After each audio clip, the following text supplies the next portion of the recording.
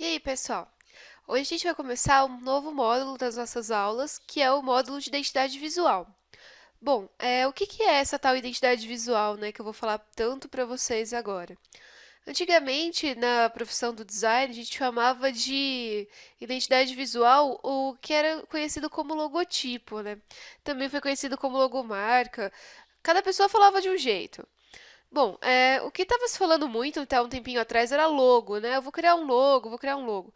Não, hoje em dia a profissão foi regulamentada e os termos foram todos padronizados, né?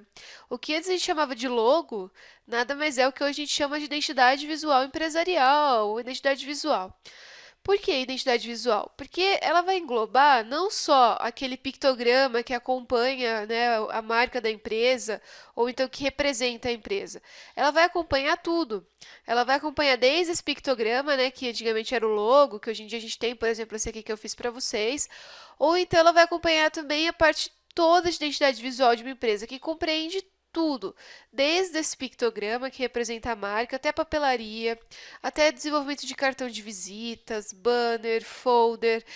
De repente você tem um site, você tem toda uma padronização do material daquela empresa. Isso é uma identidade visual. Bom, eu falei bastante logo para vocês nas aulas, mas porque assim, como a gente está conversando aqui com bastante gente que não conhece, né, tudo de design e está começando agora, de repente eu chegar e falar assim para vocês, identidade visual, vocês vão ficar meio, poxa, o que que é isso, né? Mas agora que a gente já passou por todas essas aulas, né, que vocês já tiveram bastante teoria, eu acredito que agora a gente possa realmente começar a usar os termos corretos, né, que no caso a gente tem identidade visual, como eu já expliquei para vocês. Bom, esse módulo ele vai vir para mostrar para vocês que qualquer pessoa que se disponha, né, a fazer e tenha o conhecimento disso consegue fazer uma identidade visual. Não estou dizendo que isso não deva ser trabalho para os designers. Sim, isso é trabalho dos designers. Mas o que eu digo é que qualquer designer que se dispõe a fazer consegue. Porque assim, muita gente fala: eu não vou partir para essa área de identidade visual porque eu não sei desenhar. Ou então porque, isso daí é uma coisa que às vezes as pessoas pagam muito barato, não é valorizado. Não, gente. Isso é muito valorizado. É que às vezes você fala assim, não parece ter tanto valor. Mas se uma empresa está a fim de investir numa marca que vai solidificar ela no mercado, ela vai sim pagar para uma pessoa fazer uma boa identidade visual para ela. E assim, gente, identidade visual, mesmo você não sabendo desenhar perfeitamente, você consegue fazer. Então, assim, ela é legal porque nesse ponto, realmente, qualquer pessoa consegue fazer. Basta ter o conhecimento. Mas eu volto a falar para vocês, nada substitui o curso universitário. Não é porque eu vou ensinar essa parte para vocês que isso vai substituir, que vocês vão conseguir trabalhar por aí fazendo identidade visual como uma pessoa que já é graduada em design. Não, isso não é legal de se fazer. É legal que vocês já tenham esse conhecimento para na hora que vocês chegarem lá no curso superior, ou então que já está fazendo ou já fez, pega para dar uma relembrada, para dar uma praticada.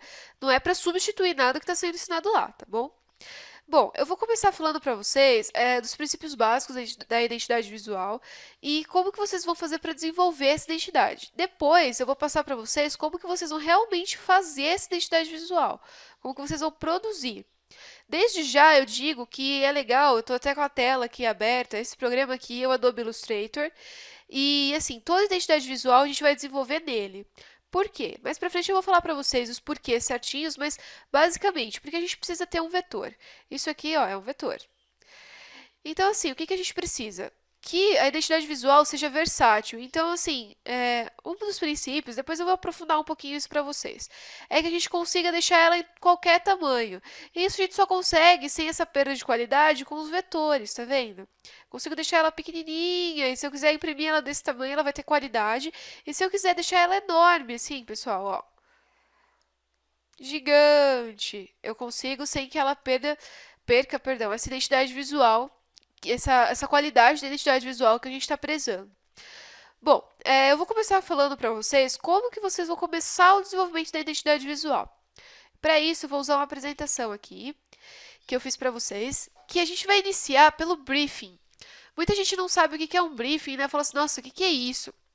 Bom, briefing nada mais é do que umas perguntinhas que você vai fazer para o cliente. Essas perguntas, geralmente a gente faz essas perguntas documentadas.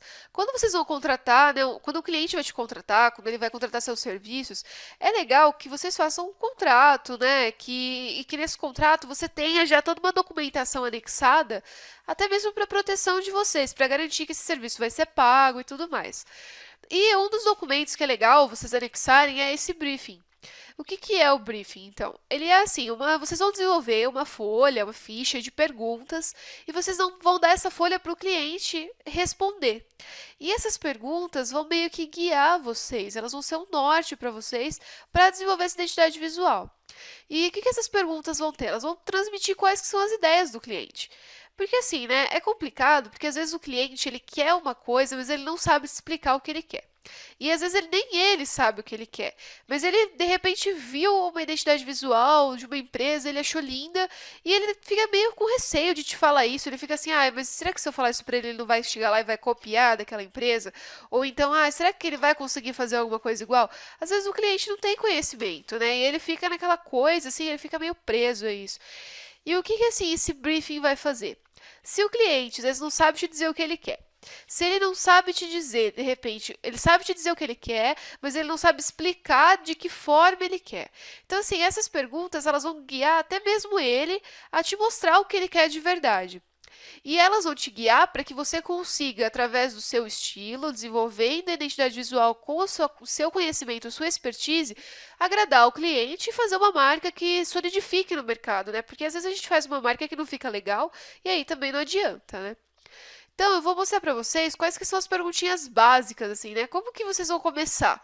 Vamos lá, eu vou mostrar para vocês o que que são as questões. Essas questões, se vocês quiserem montar, de repente, um documento e passar para o cliente, para ele responder e depois imprimir isso, pedir para ele assinar, falar assim, olha, esse aqui é o briefing oficial. É legal, é uma documentação que você junta, né?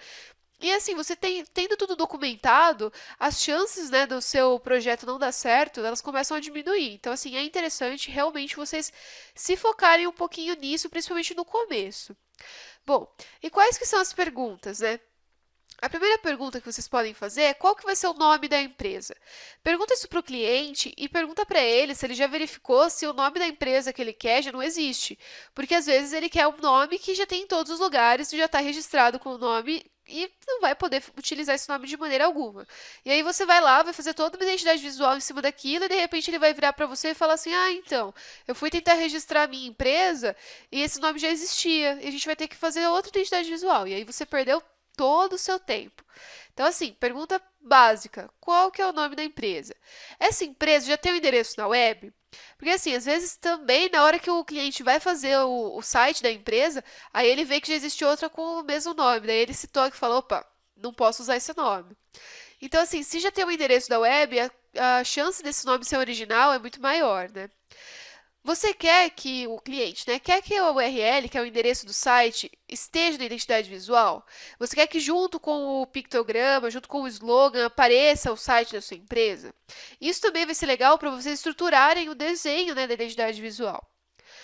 Continuando, haverá um slogan que acompanhará o pictograma? Por exemplo, você tem, sei lá, bolinhos da vovó, quentinho sempre. Bolinhos da vovó seria a marca, né? Seria a identidade visual.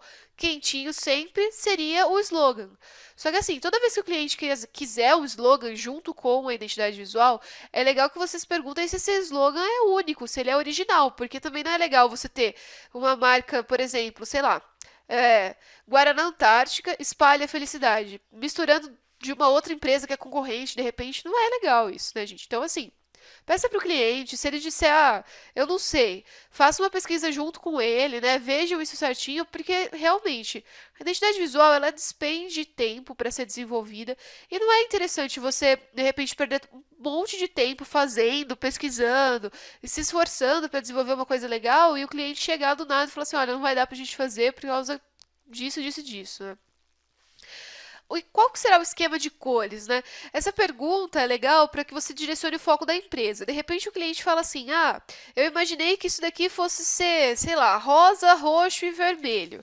E aí você tá vendo naquela situação que se emprega, de repente é uma identidade visual voltada para o mercado empresarial.